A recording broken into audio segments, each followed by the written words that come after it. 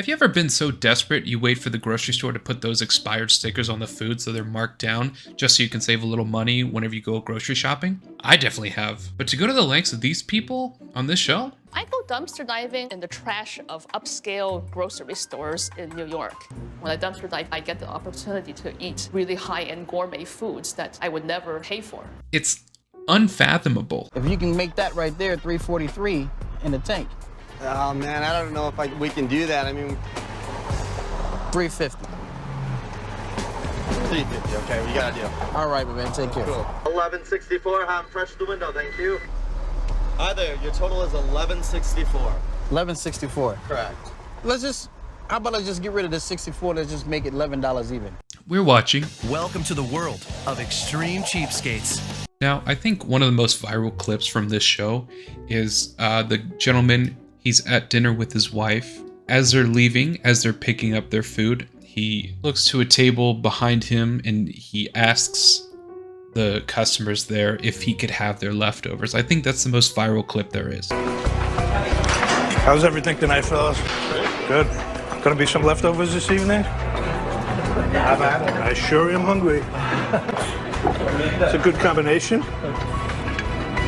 When Roy reaches over and tries to grab someone else's food, it's absolutely disgusting and there's no need for it.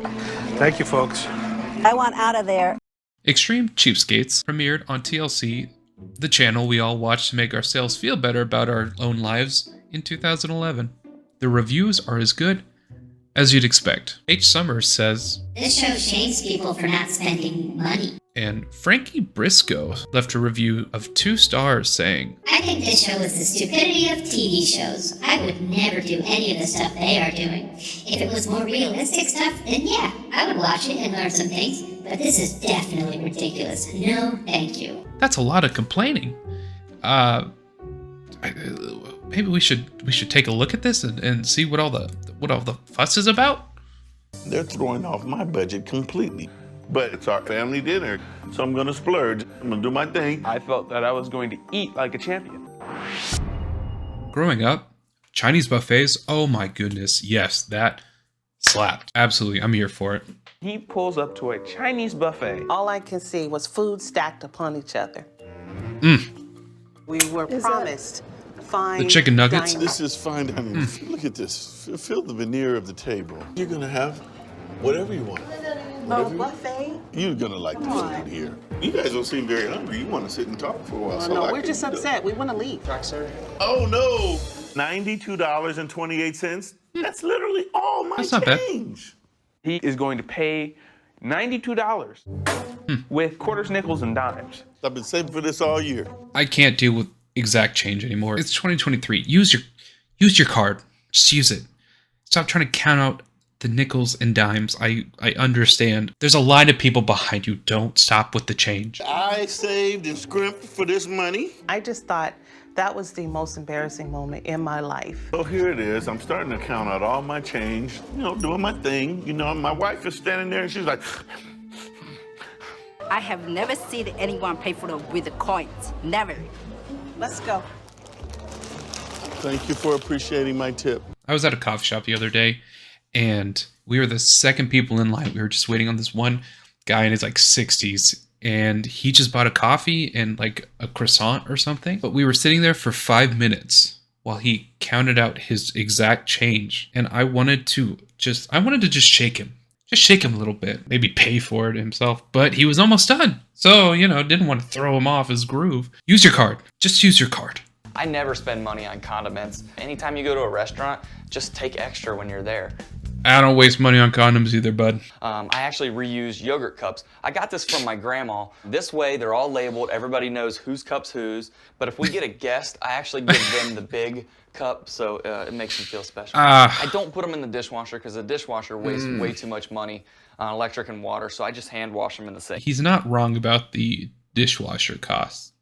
That's expensive. It gets up there. I took the bulb out of the refrigerator. It saves me almost $40 a year in electric. That's cap. There's no shot it saves that much money. He takes showers with his clothes on.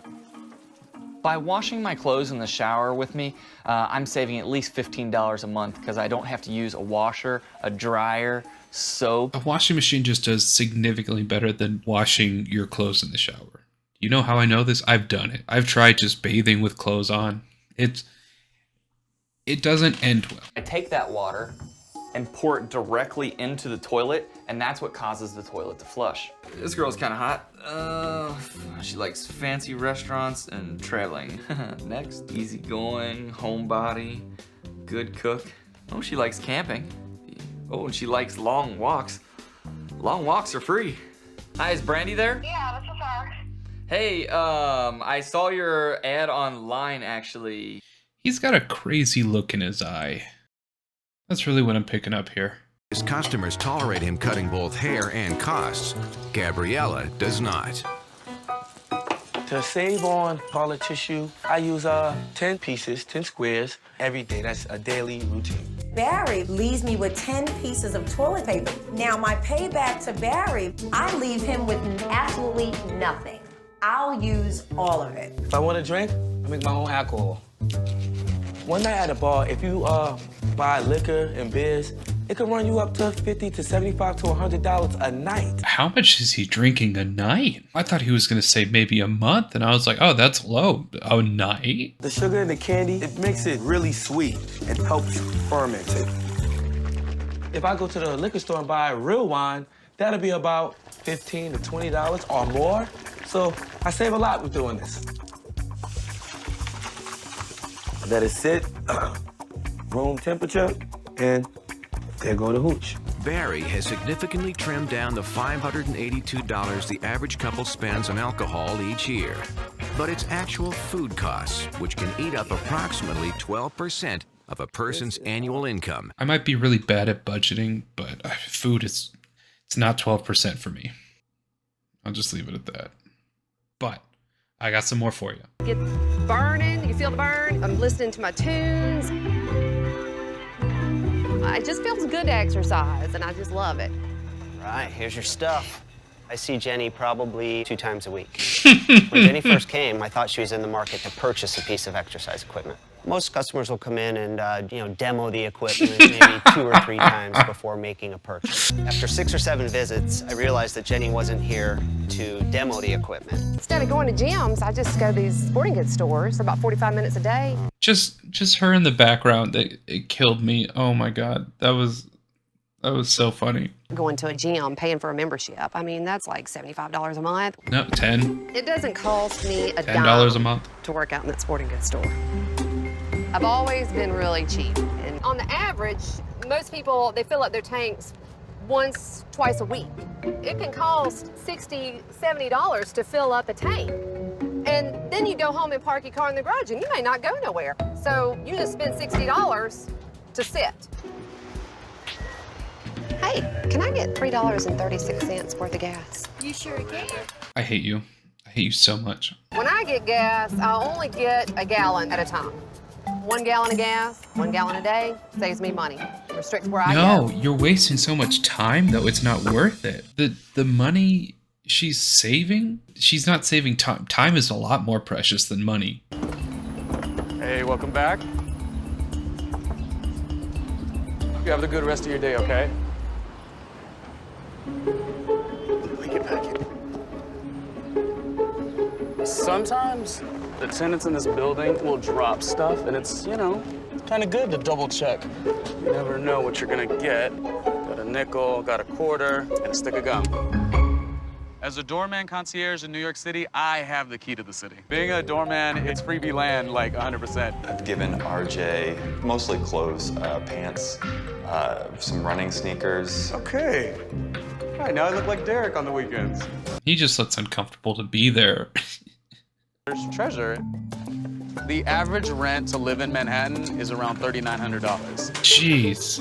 But I managed to live rent-free in New York for the past 2 years. I'm not homeless. I have a lot of homes. Right now, I'm staying rent-free at a beautiful home in the Upper West Side.